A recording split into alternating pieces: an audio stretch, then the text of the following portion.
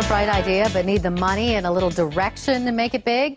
Meet Kevin Harrington. With 500 products launched and generating over $4 billion in product sales worldwide, meet Kevin Harrington. Kevin is the ambassador and principal architect of the global direct response industry. He is founder and current chairman of the board of AsSeenOnTV.com Inc. Kevin has created brand after brand in nearly every category, including housewares, fishing, golf, music, fitness, and automotive by combining great products with great superstar talent like George Foreman, Billy Mays, Anthony Sullivan, Jack LaLanne, Montel Williams, Hulk Hogan, Tony Little, and even popular reality stars such as Holly Madison, Kim Kardashian, Kathy and Paris Hilton, and Kris and Bruce Jenner. I was fortunate enough to meet Kevin Harrington. He helped me take an idea from concept to development to product to market to success. My brand now is worth over $3 billion.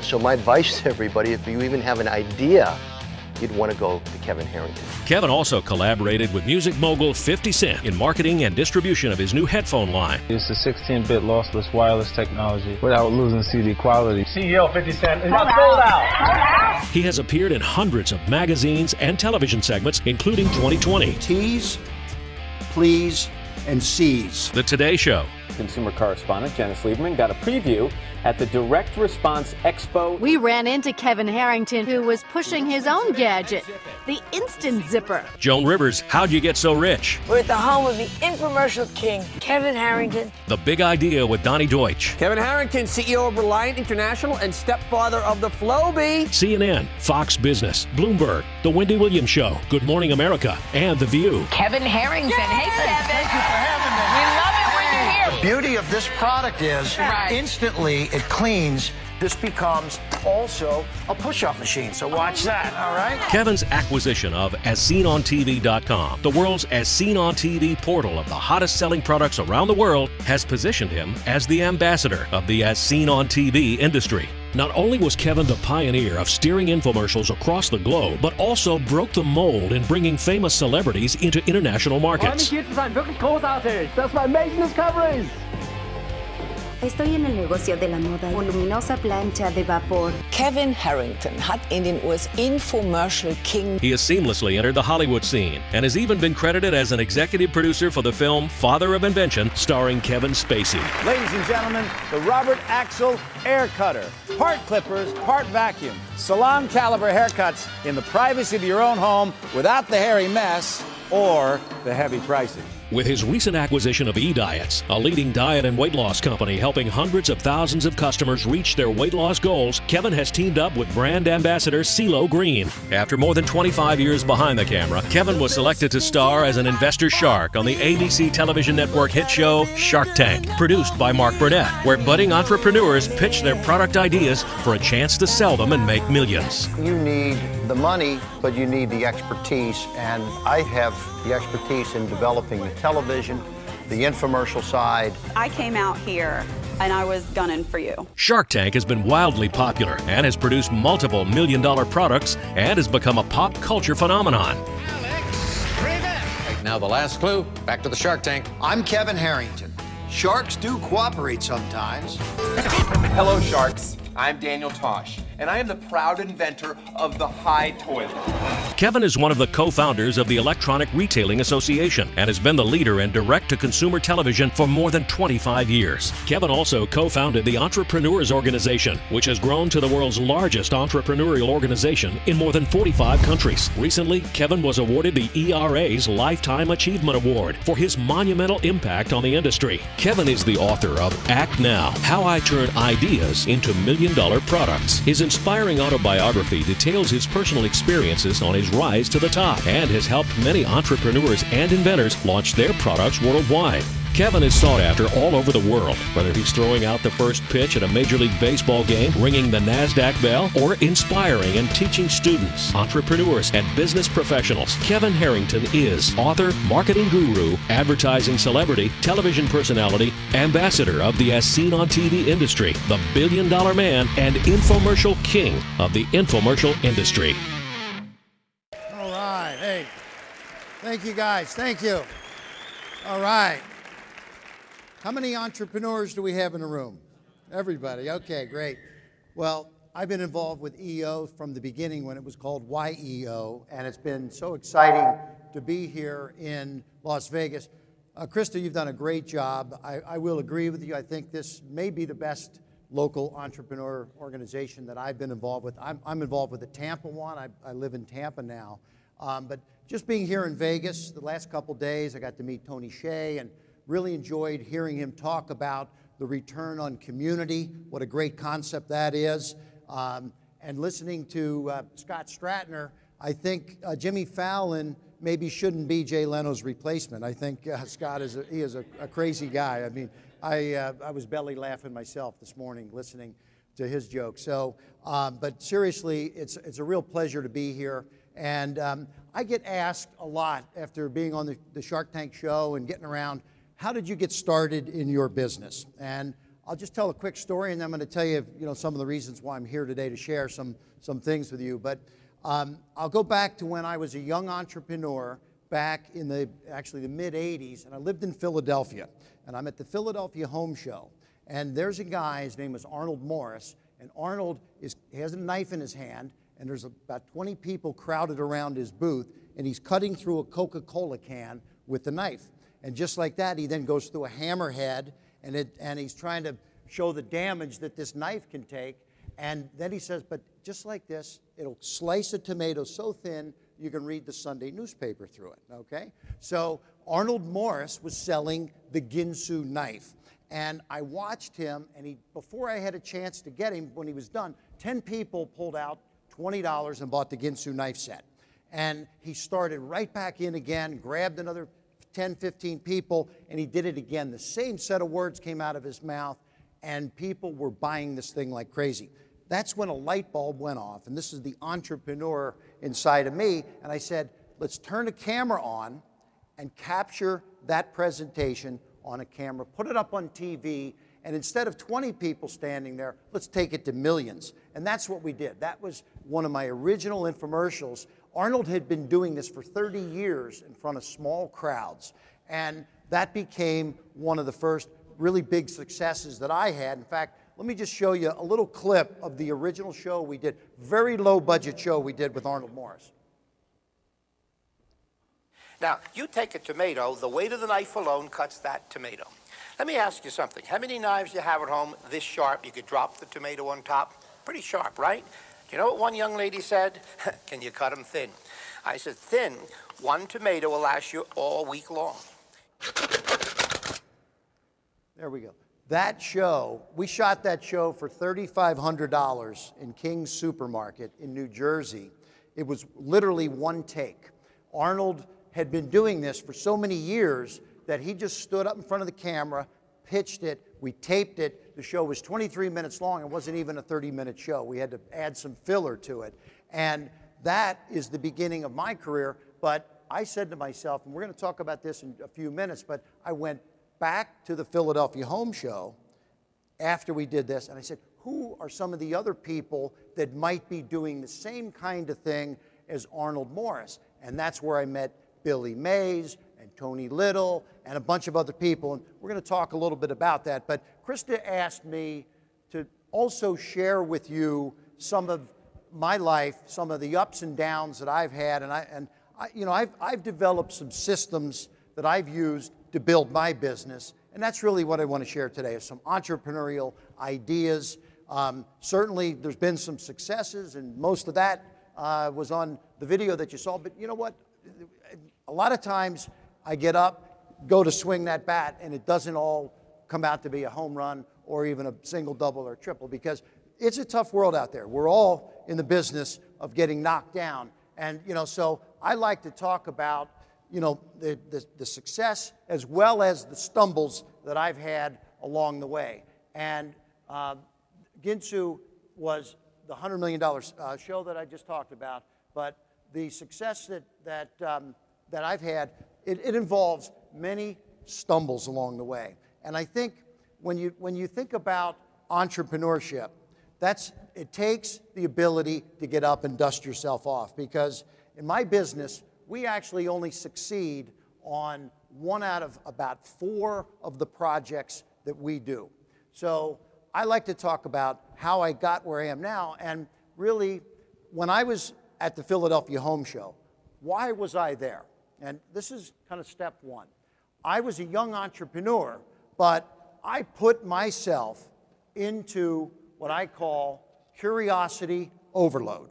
And this is something that in my world, you know, there's trade shows, there's catalogs, and for example, one of the things in the early days, most people get catalogs in the mail. You get most people think, oh, that's junk mail, right? No, for me, that is how I get new products, and it's putting your mind into curiosity overload. And this is what I did in the very early days. This is about 15 years ago. The directory of mail order catalogs is a catalog this thick. I don't bring it with me anymore because it's so thick. It has 2,000 catalogs. And each one, there's fishing catalogs and hardware catalogs, houseware catalogs, every golf catalogs, all the different things and areas that you can think of. I sent a letter to every single catalog company and said, please send me your catalog. I'm an avid catalog buyer. And to this day, I get over 1,500 catalogs a year.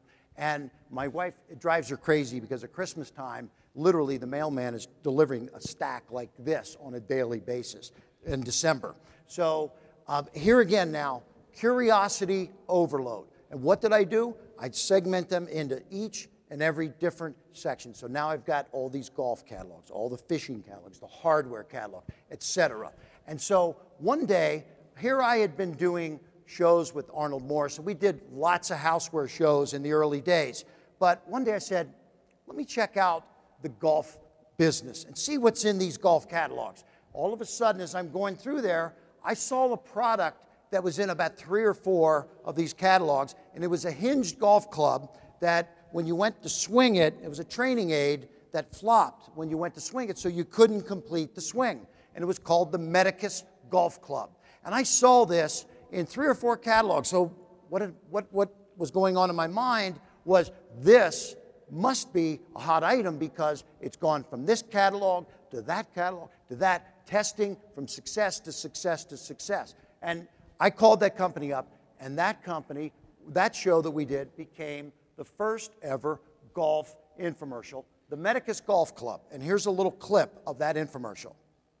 What is top touring pro Davis Love III's secret to the perfect swing? There's no secret. It's simply knowing the proper swing technique. And now you can learn to swing like a pro with the Medicus Hinge Club. The secret of the Medicus is this scientifically engineered hinge that will break whenever a flaw occurs in your swing. So that product has now been on the air for 20 years. It's done over $200 million in sales. It's the #1 golf training product in the history of the infomercial business. And this came from me being very curious about the golf business. So when I'm sitting there saying to myself, okay, I just saw in a bunch of catalogs a product that was going from one to the next to the next. So I said, I should be going to more trade shows. I need to be more curious than I am, because I had always gone to the houseware show in Chicago. I don't know how many of you ever been to that show, but it's a great show. But now I was going to the golf show, but I said, wait a minute. I wonder, what about the hardware show, which is actually this coming week in Vegas. It'll be here in 3 days. What about the fishing show? What about the beauty show? What about every industry, etc.? So the next show that I went to was called the SHOT Show in New Orleans, and this is now where all the fishing products are. And I'm sitting, and I don't even fish a lot. I live on the water and occasionally will fish, but friends of mine love to fish. But I'm thinking, like golf seems to be a niche business, fishing seemed to be a niche business, but hey, we were doing huge numbers in golf.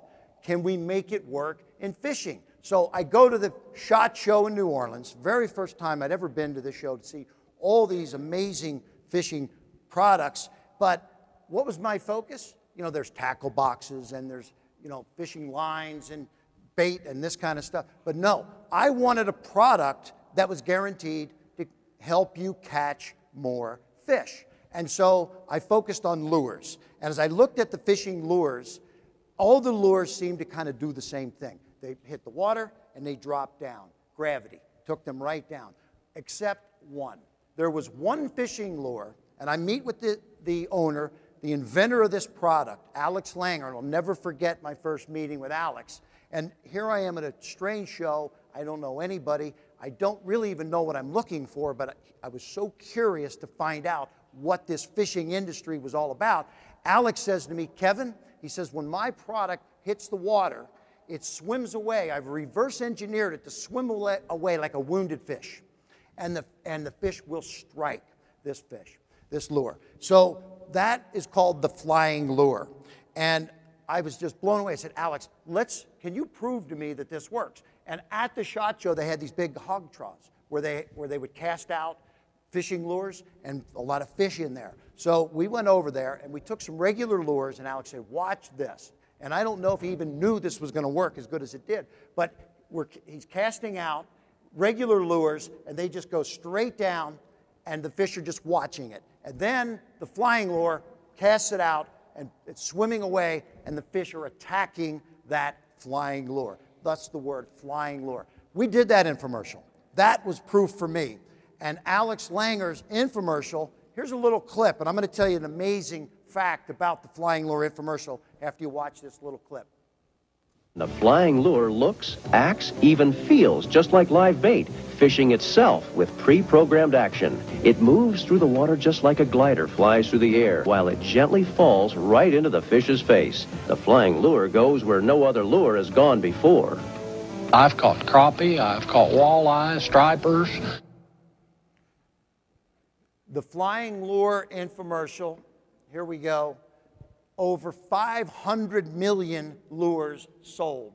20 to a pack, $1 a piece, $500 million in fishing lures, the #1 fishing lure in the history of the fishing business. This is back in the early 90s, and an amazing feat. Alex Langer is long retired now, but this infomercial was done with testimonials of fishermen, from kids to professional fishermen, to husbands, even fishing with their wives. And it was an amazing product. And so this is the journey that I started taking from industry to the hardware show, to the beauty show, to acne products and beauty products and surgical, non-surgical facelift creams. And literally, I do about 20 trade shows a year.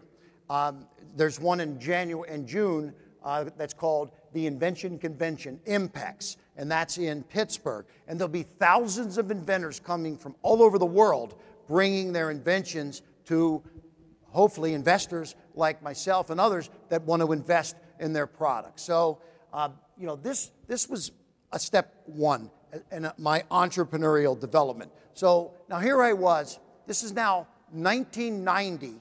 And I had this library of shows. I had the Arnold Morris show, the knife shows, and we had the fishing and the golf. And all these shows had a bell-shaped curve in their success.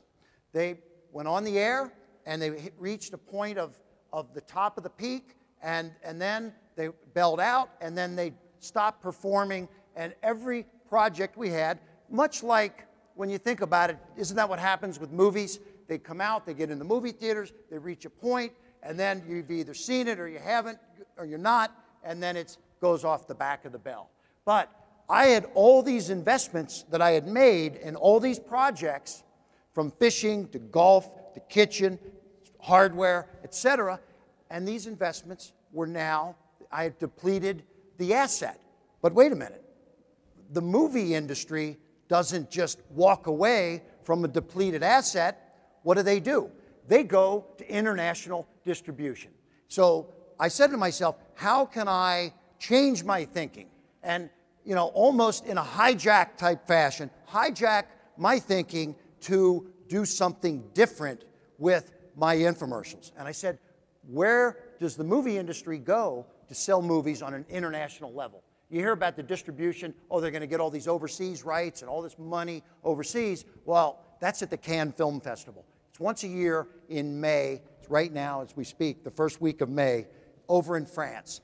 And the Cannes Film Festival is where I went in 1990 to hijack my thinking on taking my assets and getting additional money out of those assets. And this became my step two, because I said to myself, you know, I've got huge dollars invested, and you know, we were doing at that point about $100 million a year in sales. When I went to the Cannes Film Festival, here I was a teeny little guy in this little booth, a 10 by 10, and every single media company, movie company, Rupert Murdoch, and all the big guys, MGM, the big players in the movie business are all there, and I've got this little 10 by 10 booth saying, please run my show in your marketplace. But the movie industry actually charges TV stations to run the movie, so my sign said, I'll pay you to run my shows on your TV station. And Rupert Murdoch's people came by and said, Rupert would like to meet with you. And I had a meeting with Rupert Murdoch, and we cut a deal to go up on Sky Channel. And then I cut a deal with the Marcucci family to go up. They had all the distribution all across Italy. And one of the sheikhs was there from the Middle East. He owned Arab radio television. And we went into 25 countries across the Middle East, into all of the Arabic markets. We took the exact same infomercial that we did in the United States, the Tony Little Show, the Arnold Morris Show, and we dubbed it into 20 to 25 foreign languages and distributed these shows. We went into Japan with Mitsui. We went into the Sweden marketplace with the Kinnevik Group, which was the Channel 3 all across Sweden, Denmark, and Norway, dubbing them into the local language. And actually, when we went up on satellite all across Europe, we went, one video feed went all across the continent, but now it's seen in all these countries, 16 countries, and it's seen in all these languages. You're going to see a little clip here of Tony Little in German, because at the end of the show, we put 16 phone numbers and 16 currencies on ordering that product. And this was the first Tony Little overseas infomercial that ran in 1990. Tag, Tony, willkommen. Freue mich, hier zu sein. Wirklich großartig. Das Zieltraining ist wahrlich eine amazing discovery. Bis nächstes Mal. Ich bin Mike Levy und das war Amazing Discoveries. There's the phone numbers. Each one of those represented a local fulfillment center and phone center and a banking established operation that we set up in 1990 to be able to take all the orders on a pan-European airing. So this was the beginning of the global distribution of infomercials. We've been doing this now for 23 years. And so it was so easy just to plug the next one in. And here's Kim Kardashian in, I believe, Spanish. And we had Kim in many, many languages because we now had, let's watch that clip. Negocio de la moda, y es muy importante que el guardarropas luzca genial rápidamente. Esto es lo que usaba esta voluminosa plancha de vapor. Okay, so what we had is we now had international distribution set up in about 100 countries to be able to take a product that we launched here in the United States, and after we tested it, we could take a Tony Little or a Kim Kardashian or a George Foreman or a Jack LaLanne juicer and take it and roll it all around the world overnight. And this was the birth of the international expansion. And our company grew from $100 million to over $500 million in sales back in the early 90s. And so it was this kind of thinking that I had to say to myself, there's got to be a better way. And there's a saying, it's sort of a cliche, but I say, if you always do what you've always done, you'll always get what you've always gotten. And that's why we had to go and find a different way of thinking and hijack the way we were thinking to go into these foreign markets. And, you know, I think that it was not without issues and not without its problems, because we were dealing in multi-languages and currencies and all of that. But it was certainly a lot of fun, but gave us now the footprint for being able to launch all of the products that we run in today on a global basis. Now, we're going to talk about the third step, and before we do, I'm going to say, you know, what's the objective of the third step here? And I have to do a little bit of a setup, because the first thing I talk about, the world is changing so fast now. Now we're going to get into really current times, because in the early days, it took over 38 years for radio to get to 50 million people. It then took TV 13 years to get to 50 million people. It took the internet 4 years to get to 50 million people. iPod 3 years. Facebook only 2 years. And oh gang, I'm only 6 months to get to 1 billion, okay? So this is what's happening in today's world. And things are happening so fast and furious, and I say that if you're doing business today the same way you were 2 years ago, the end is near, because you have to be on your toes. You have to be ready to do things exactly, in high-speed times. I mean, it's not the old media ways. That's Rupert Murdoch, a fuzzy picture. But the old media is a few channels broadcasting to millions. And that's how I started. But I have to be thinking again towards the future. The new media today is millions of channels broadcasting to a few people. And many of us have seen this.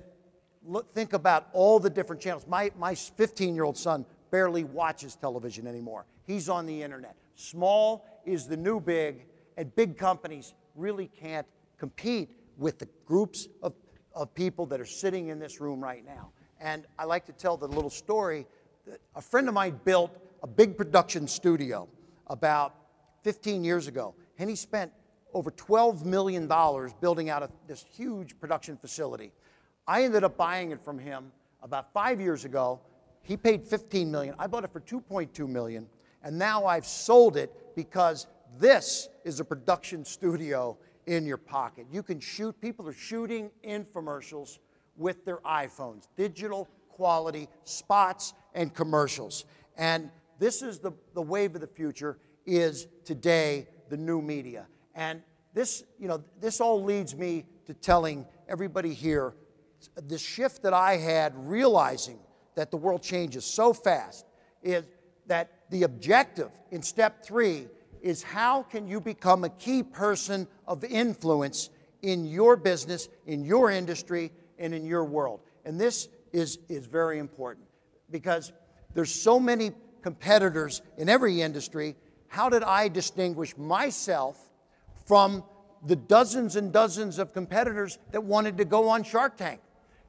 There was a reason, and I'm going to tell you those reasons right now. There's 5 skills that I used to become a key person of influence in my business. And the first part of that, there's 5 key people of influence that got on the Shark Tank show. We did 175 segments, 2.5, 3 seasons, and each one of us, Barbara Corcoran, she was a key person of influence in her business because she was a top realtor in New York City, had sued Donald Trump and won, and he was going to pay her out for years and years and years this settlement money on a monthly basis, which he still does to this day. And Mr. Fubu, Damon John, he created billions of dollars in sales as the hip-hop clothing guy, et cetera, et cetera. Many of you know the other 2 dragons from Canada, because I know we got a bunch of Canadians here.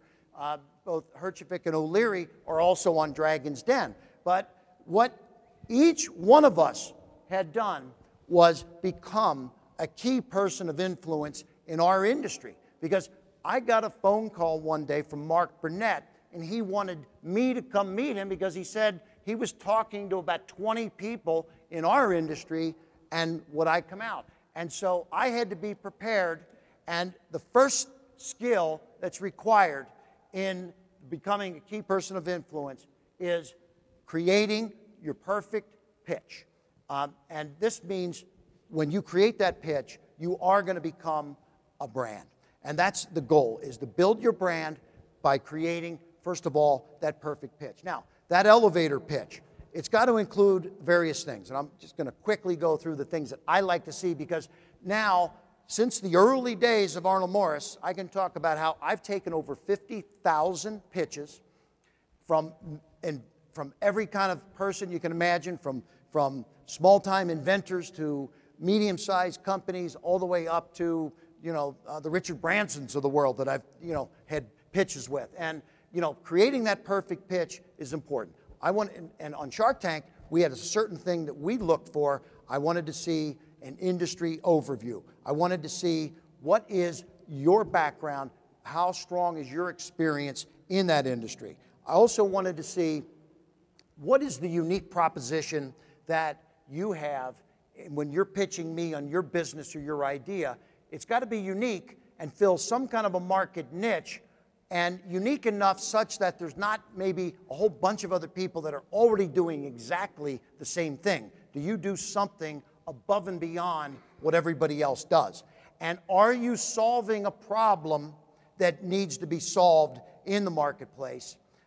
Is very, very important. Also, possibly, depending on whether it's a product or a business or a service, is there multifunctionality in that product, business, or service? These are all things that are important in creating that perfect elevator pitch. And I'll give you just one little tip that I didn't see in 3 seasons on Shark Tank. Never did I ever see what I'm going to tell you right now. And that is because people that came on Shark Tank, they wanted money. Everybody's, I want, sell you 20% of my company for $100,000, for $500,000, whatever the number was. They cash. What they always forgot about, almost every time, was, and this was something O'Leary would always drum into them, was, I'm the investor. What's in it for me? Because I have to be able to not only get my investment back, but I want to make a nice big return on my investment because there's going to be a lot of risk if I write that check. So that was the missing link. And so this is a technique I've used because over the years I've started about 5 or 6 public companies. I've raised hundreds of millions of dollars in capital myself out in the marketplace with hedge funds, with private investors. Most recently, a company, I raised $25 million in one company with 191 individual investors. And if you can tell an investor in one of your presentations that you will accelerate their payback in some fashion, and I'll give you an example, and this doesn't work in a public company scenario, but let's say you're going to make them a partner in your business and you need $1 million. Okay, how about I give you 100% of the profits until you get your $1 million back, plus a 20% return on your investment, and then you're going to own equity for the rest of your life. How about that kind of a deal? So that accelerated payback is a very cool technique that whenever I've used that with certain kinds of investors, it's really paid off because now the investor's thinking, this person, he's starting a business, he's got the track record, he knows what he's doing, he solved the problem, he's found the niche, and now he cares about me, the investor, to get my money back first, I'm in. So that is no one ever did that on Shark Tank because they didn't care about me, the investor. They cared about money, money, money, and how they could get me to write that check. But really, at the end of the day, the investor wants to hear, because of the big risk, how am I going to get my money back? Because, we've all seen some perfect pitches. Here's one of the best pitches that I've ever seen out in the marketplace by Martin Luther King, I Have a Dream. And there was a guy that knew how to give the perfect pitch. Now, this lady did not know how to give the perfect pitch because she was crying and not able to deliver that pitch, and that didn't come off well. So don't make a bad pitch. Sometimes you only have a few moments, and they say it's an elevator pitch because you might be riding up the elevator with that investor, and hey, I need that 2-minute elevator pitch. Give it to me right now and tell me what it is. You don't have time for that. So, this perfect pitch is step 1. Skill number 2 is publish. And this was the icing on the cake for me when I got to Mark Burnett because I had a book. The book was called Act Now, How I Turn Ideas into $1 million Products. When I published that book, I went out and I got on over 100 radio talk shows, on a lot of TV shows. You've seen me on The View and dozens of different TV shows, but with my book, I was out marketing myself as the guy that put it down in his book and became the published expert in my field. And this is a key step many of you could be utilizing in the creation of making yourself the key person of influence. And there's my book. You know, in the ideas economy, being published shows ownership of your niche. And when Mark Burnett got a chance to see all of the things that I had been doing by publishing myself, he was very impressed. And this was one of the things that took me over the top. Now, skill number 3, productize. And I'm going to go back. I talk a lot about Tony Little because he's a good friend of mine and we've had major success together. Tony Little, when I first met him, he was a personal trainer. He made $40 an hour at 5 o'clock in the morning, going to people's homes and training them. And I said to Tony, is this fulfilling you? Are you happy? He says, no, Kevin, I want to do something big. How do I get on to an infomercial? How do I get onto TV? And what can we do? And I said, well, Tony, you know, you're providing the service of personally training people. Let's create something big. Now, number one, what is it when you train? Tell me some of your techniques. Okay, well, women maybe want the arms trained, and men maybe want the abs trained. He says, I have a target training system where I can target any part of the body. I can get from the glutes to the abs, to the arms, you name it, I can target train. I said, great, let's create a DVD set called Target Training, and you're going to be America's personal trainer. And that was the first infomercial that we did with Tony. This one that I'm going to show you here is not the first one, but it's just representative of Tony Little, which is the Gazelle. We're going to talk just a little bit about that in a second. But he became America's personal trainer.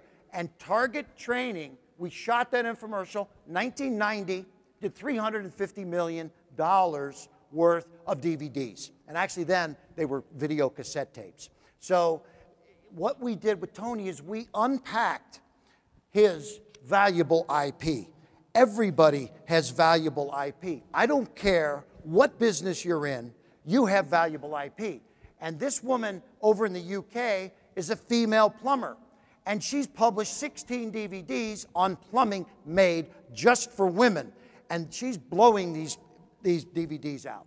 And she's now formed a national network for female plumbers. So Hattie is unbelievable. And I'm going to show you a few more people here who have taken their profile and taken it to a whole new level. And that really is skill number 4, is profile. Because, you know, when I went on to Shark Tank, yeah, I had 6 million viewers on a weekly basis. But guess what?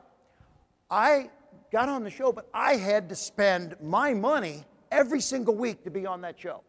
And I'm talking millions of dollars that I had to write checks for, all right? But today, there's so many key people of influence in their industry that aren't writing checks.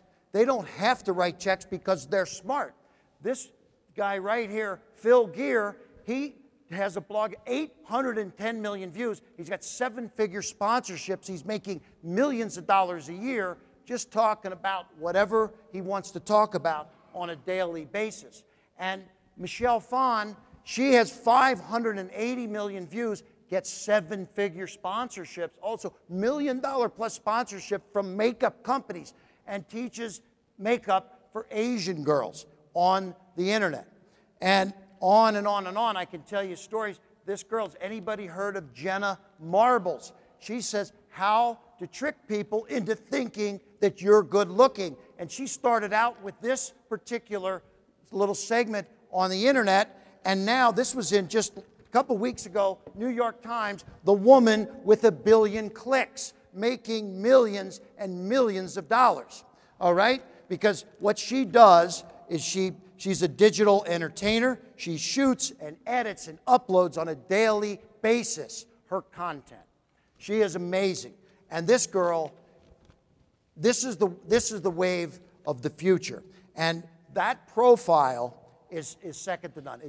It's so amazing because the Guthrie Renkers of the world, they spend millions of dollars, and I spend hundreds of thousands of dollars shooting infomercials, but now for literally almost no money at all, you can put yourself into millions of dollars of income by creating the right kind of content. Here's a product that you've probably all seen, I don't know how many of you realize to get this kind of media was very effective. I mean, from Ellen DeGeneres to Al Roker, Matt Lauer, the whole team of the Today Show, you know, this product did 26 million units sold, over $400 million in sales.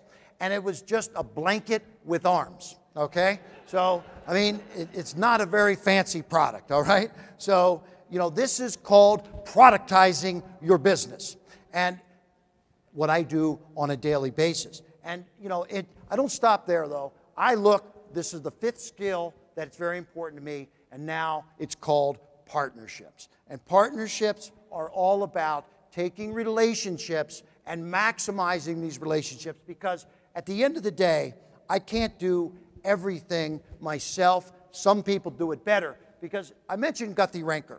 Guthrie Renker has Proactive. They've got all the Cindy Crawford. They do beauty better than anybody else. So one day, Greg Renker and myself, we were sitting down, and we said, you know what, Greg, you do beauty fabulously. I do hard goods. I do hardware and houseware and knife sets and fitness and Tony Little and Jack LaLanne, George Foreman. You do Cindy Crawford and all your things, but I have flow coming to me of beauty products, and you probably have flow coming to you of hard good products. So we formed a joint venture 50-50. We both put $500,000 cash into a bank account. We formed a joint venture 50-50, and we shot 10 projects together, and that returned huge investment for both of us. So the illusion of limited resources, forget about it. There's tons of resources out there, might even be sitting at your competitor's doorstep.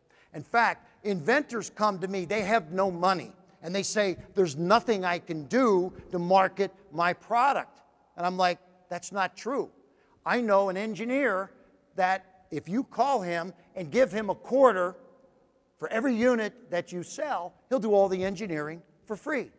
And I know a lawyer that if you give him a quarter a unit on every unit that you sell, he'll do all your patent work for free. And I know a manufacturing facility that if you give them the exclusive rights to manufacture your product, they will provide all the tooling and the molds and the injection molding and the manufacturing of your product, and do that all for free, for the exclusive rights to make your product. So why not partner? Don't just walk away and say, I had a great idea, but I've got no place to go with it. So partnering is that 5th and valuable step. And if you follow those 5 skill sets and steps, I don't care what industry you're in, whether you're a fitness trainer, an investment banker, a florist, a plumber, on and on and on, business coach, change manager, interpreter, doctor, you can become a key person of influence in your industry.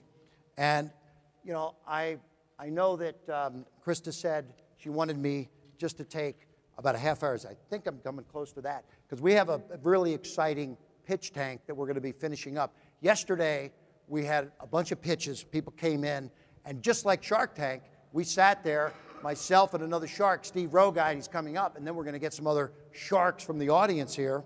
Krista's going to pull out here, and we're going to take the top 3 that we got the other day, I think it was yesterday, and have a little bit of fun here as I close up. But I can't go on without, I said 3 steps and a stumble, so I got to just finish, because you know, KPI gives you that key person of influence, kind of, as you can see it all together on one page there, you know, perfect pitch, publishing, productizing, profiling, and partnering.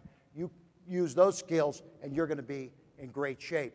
But I told you I had to talk about a couple stumbles. And this is important, because my business, I get up and I fail 3 out of 4 times. How do I handle those failures? Well, Winston Churchill, he said, success and entrepreneurship is going from failure to failure without loss of enthusiasm. Okay? How many of you out there have failed over and over again and continue to get up?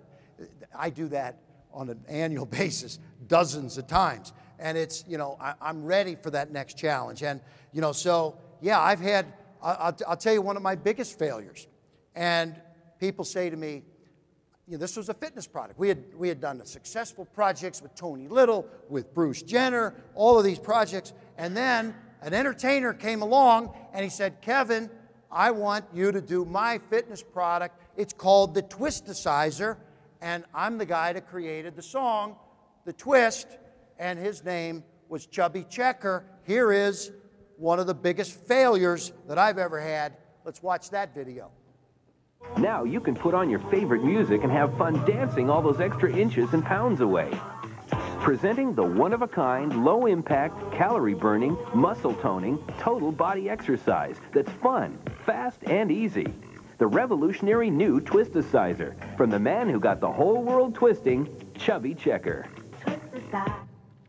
Well, someone said to me, Kevin, what were you thinking? A fitness product by a guy by the name of Chubby? Okay. I lost $500,000 on that one. So, you know, yeah, it happens. We got caught up. We thought the twist, it was going to be the fun way to exercise. But no, it was a bomb. It was a terrible bomb. So, you know, watch out. You got to, you know, we do a little better due diligence. This was a few years ago. But I'm going to show you something. You're probably going to be blown away by this because Billy Mays was one of the best pitchmen that I had ever seen. I met him right after meeting Arnold at the home show. Here is a clip of Billy's very first infomercial. And God bless Billy, he's passed away, but watch this. Here's Billy Mays. Thanks for inviting me. I'd like to introduce to you the Washmatic International. It's the only washing system in the world that works direct from a bucket. Who cares, right? I mean, he's terrible, okay? That was my first infomercial with Billy Mays. That was Billy Mays' first infomercial, and I got to tell you, it was terrible. But thank God, like Sir Winston Churchill said, you know, fail with enthusiasm, right? Because Billy Mays, he got up, and Billy, you know, we're going to show you what he did. I mean, Billy did 65 products, all right? But the other guy that also went down, I talked about Tony Little. We did Tony Little's target training. And this is Tony. Right after target training, he hit rock bottom. Tony was in a bus accident, and he said, I'm done. I'm not going to be back. I'm not doing any more infomercials. It's over. And so, yeah, we've all failed. You know, I've been to the bottom.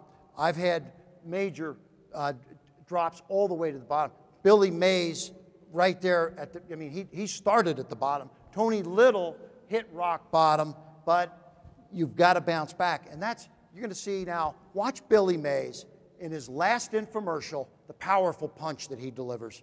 This is before he died, the weeks before he died. Here to tell you more are Billy Mays and Anthony Sullivan.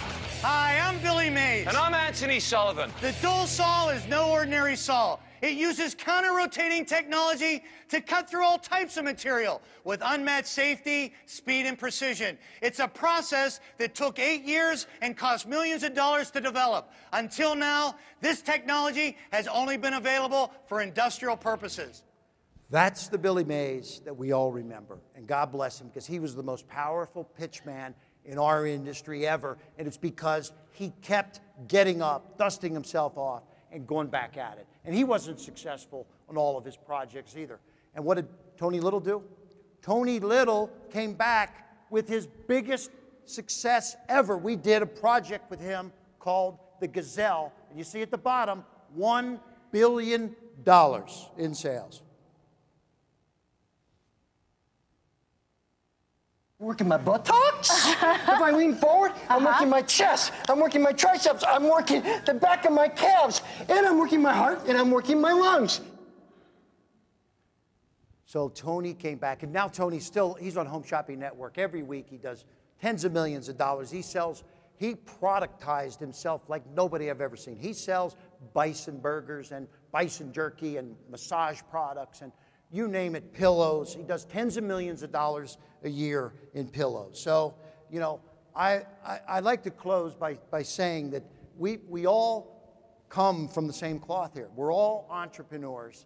And like Tony Little said, this was his famous line. Tony says, you can do it. And we've got a little clip of him saying that because I like to say that, oh, you got to go back, please. You can do it! It's that simple, okay? You can do it. That's what I want to say to you guys is you can do it, I can do it. We're all I'm here for one reason, because we're all entrepreneurs. We're all cut from the same cloth. I want to be here for a lot of years in the future. And yes, we can all do it. And I think I'm closing. I carry this with me. It's in my little wallet everywhere that I go, this saying. And let's go to that last clip here. It says, life's battles don't always go to the fastest or the strongest. Sooner or later, those who win are those who think they can. And that's what I say to myself every day, and that's what you guys hopefully are saying as entrepreneurs every day also. So thank you very much for having me today. I really appreciate it. Krista.